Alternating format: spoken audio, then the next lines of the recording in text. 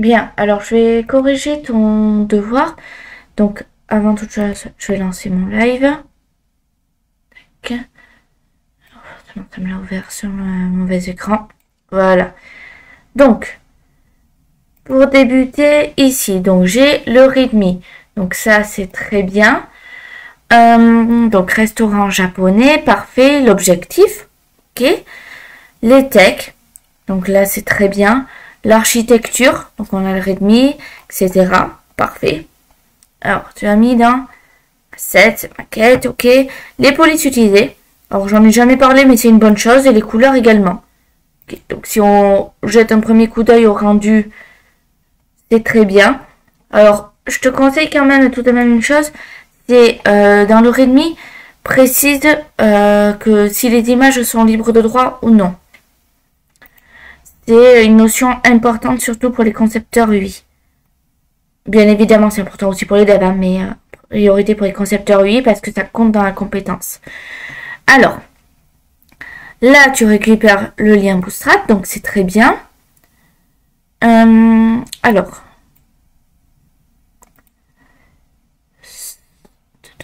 ce que je me demande, c'est... Ok, là, tu as les icônes et là, tu as le Bootstrap. Très bien. Ok, donc on a le CSS. Alors, je te conseille de mettre plutôt ./. C'est du détail en soi, hein, mais c'est un conseil que je te donne. Et là également. Ensuite, donc, moi, je fais toujours un contrôle maj i. Pourquoi? Pour vérifier et pour voir si le code était bien inventé. Donc, forcément, ça rajoute plein d'espaces qui ne servent à rien. Il faut les enlever, bien sûr. Or ça, par exemple, tu peux laisser sur la même ligne. C'est-à-dire ici, un espace. Là, pareil. Pas besoin de mettre 3000 espaces, de sauter des lignes, etc. Tu peux tout laisser sur la même ligne. Donc là, thème. Voilà. Donc là, c'est vraiment bien. Hop. Alors, je vais aller au fur et à mesure.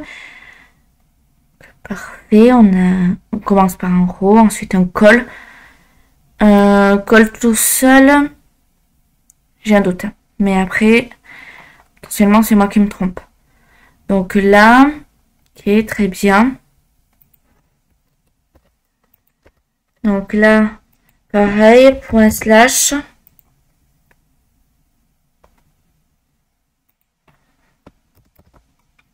Donc, ça c'est bien, c'est une bonne description.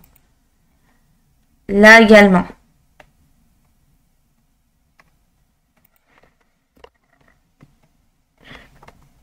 Bon, je vais pas tous te les faire, mais tu as compris l'idée pour les SRC là. Donc ton code est vraiment très bien, très propre. C'est parfait.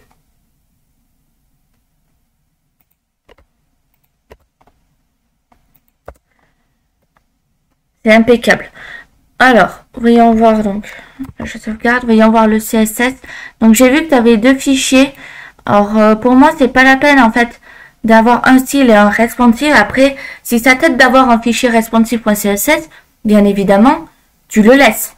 Mais pour moi, c'est vraiment pas la peine. Par contre, fais attention à tes sauts de ligne, parce que là, t'en as un peu trop. Très bien. Donc là, c'est pas mal du tout. Je regarde le responsive. Ensuite, je passerai à tes questions. Bon, de ce que je vois, c'est bien.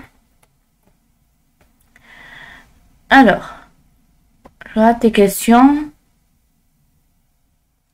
Ok, donc le logo à gauche. Hop. Donc, est-ce que c'est ce logo-là dont tu parles? Honnêtement, je sais pas trop.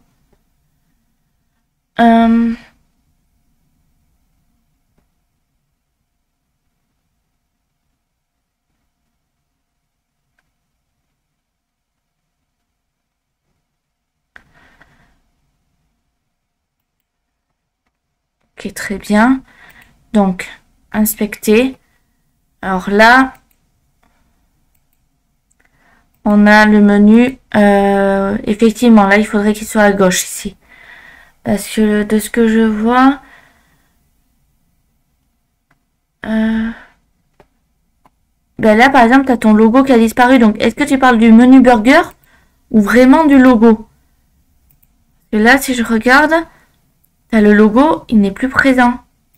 Donc, je mets en plein écran. Quand c'est comme ça, il est plus présent. Par contre, quand je ferme, il est ici. Donc, je ne sais pas trop ce dont tu parles exactement.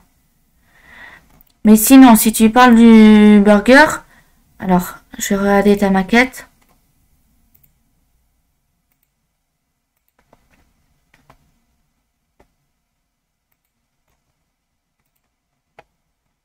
Ok. Donc, si on parle du menu burger, donc en fait, tu te sers du petit écran avec la flèche ici et tu cliques dessus. Ça va te positionner sur bouton de classe.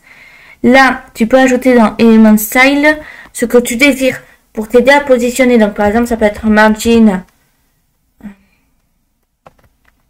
-right. Et là, tu peux tester. Tu peux voir si 12% c'est bon ou pas. Bon, là, ça bouge pas. Donc, c'est potentiellement pas le right, tu vois.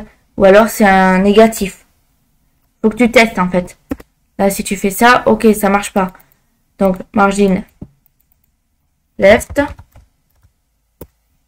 Là, on voit que ça fonctionne.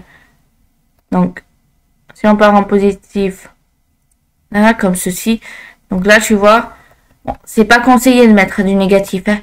Il vaut mieux éviter, mais tu comprends l'idée. Donc là, par exemple, j'en suis à moins 184. Si je clique, bah, j'ai mon truc qui disparaît. Donc, ça veut dire que c'est un peu trop.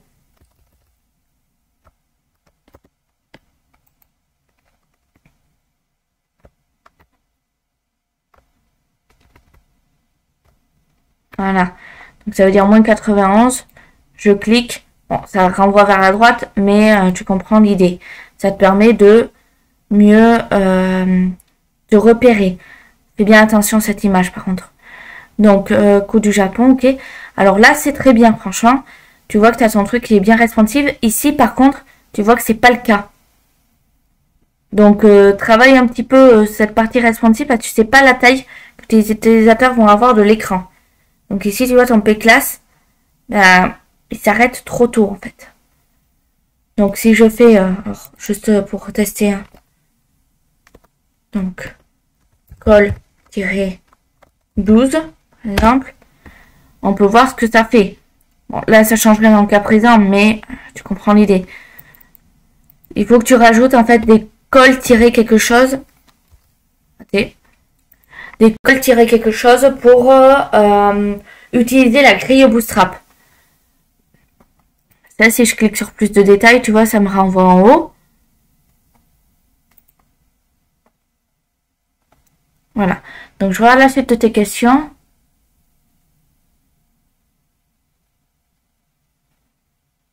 Ok. Donc là, alors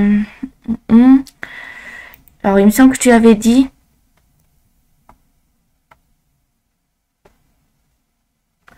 Non, ou alors je me trompe, mais tu as dit 3 tailles d'écran. Donc oui, je l'avais vu dans le CSS responsive. Ici, on voit que ça va de 768 au minimum à 1024. Là, donc max read 768. Et là, 1024 à 1450. Il vaut mieux que tu fasses écran par écran également. C'est-à-dire que ben là, je suis à 320, tu vois. Donc, je m'occupe de cette taille en premier. Ensuite, je m'occupe de 375. Ensuite, 425. Ainsi de suite. Ça te permettra de mieux cibler. Et ensuite, par exemple, tu vas sur la grille, donc Bootstrap. Hop, grille. Je te montre en image parce que... Là, tu peux voir, tu as les explications de la grille.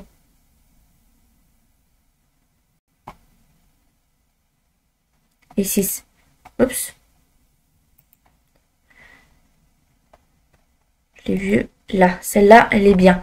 Donc, ça te dit comprendre en fait le système de la grille Bootstrap, donc des petits carrés. Si tu veux ça, pour simplifier, c'est ton écran. Et tu vois que c'est divisé en 12. Et tu peux tu peux additionner ou au contraire les faire un par un. Un carré plus un carré, etc. Ça fait 12. Et 3 plus 3, ça fait 6, plus 3, 9, plus 3, 12. 4 plus 4 plus 4. 8 ici, 4. Tu vois, tu peux découper comme tu le souhaites. C'est ça le principe de Bootstrap. Donc voilà. Après, pour ce qui en est, alors en soi, ton site est bien. Mais là, il faut que... Alors, je sais que tu avais des difficultés par rapport au menu burger.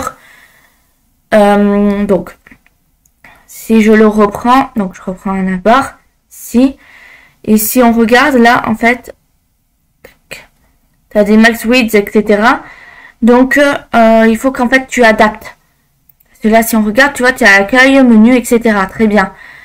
Et dès que tu passes en mode tablette, tu passes immédiatement au menu burger. C'est une bonne chose en soi. Mais ton menu, comme tu as dit toi-même, hein, il est censé être sur la gauche. Donc là, div class row. Donc là, col. Mais tu précises pas quel col en fait. Commence par préciser ton col. Est-ce que c'est col-12, col-md-12 par exemple, etc. Donc là, tu en as plein, c'est à toi de trouver lequel correspond. Mais c'est ça l'idée, parce que là, tu as juste écrit col. Ça te demande un peu plus. Donc voilà, je te laisse là-dessus. Si tu as encore des questions, n'hésite pas.